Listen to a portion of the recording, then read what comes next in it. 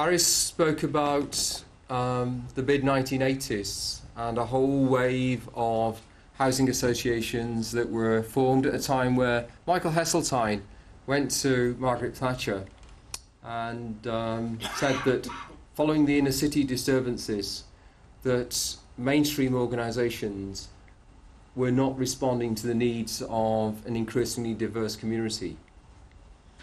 And the corporation had this idea that a neat fit could be the support and forming of BME associations. And I believe that over the years, well over, or something in excess of 100 BME associations were formed.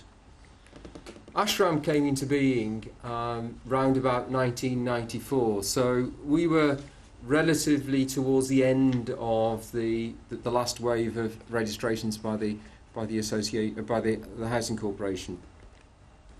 And of course, the big difficulty for BME-led associations has been that we entered in an environment where it's a very unlevel playing field.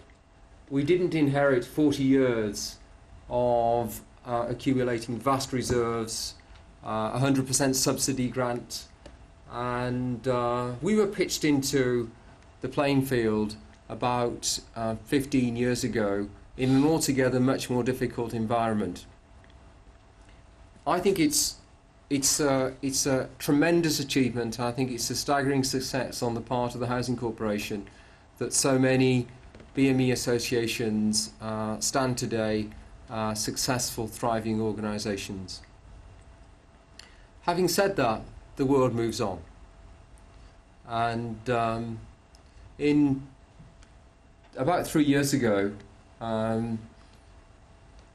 I spoke to my board, and this was not long after we come out of supervision, and we had a reflection on basically how we wanted to take things forward. But that was in the context of a changing world.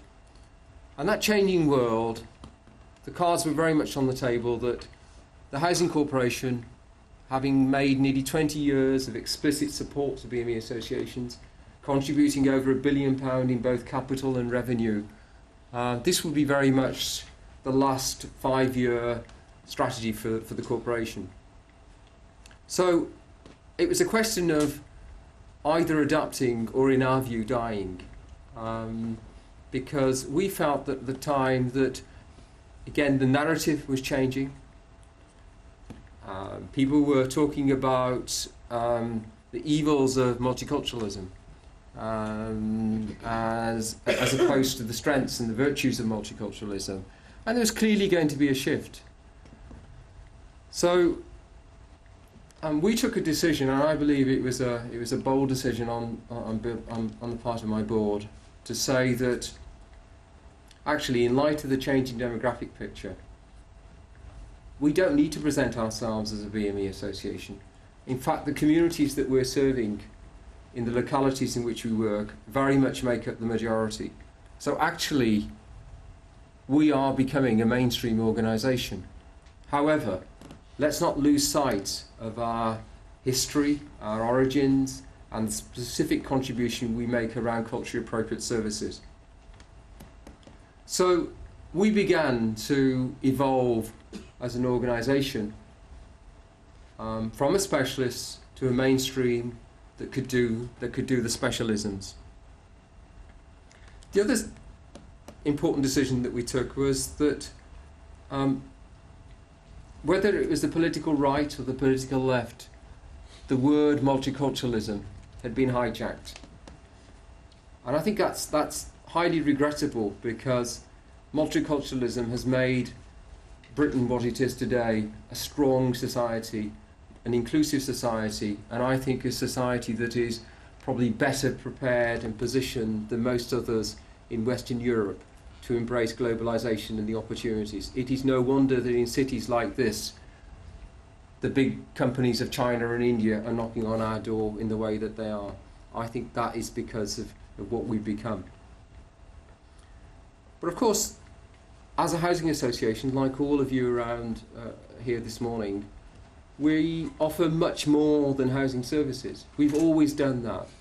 Whether it was a Housing Plus agenda of the 1990s, or whether it was social inclusion agencies, we've always added much more value than a roof over people's head. We are increasingly in this day and age, as the milkman disappears in the lives of most of our tenants, probably with the exception of the postman. Our frontline staff are the most regular interface for a lot of our residents, and that's a very, very important relationship. So we began to position ourselves and reclassify ourselves as an intercultural agency for social impact and social change, and that became implicit and explicit in our mission statement.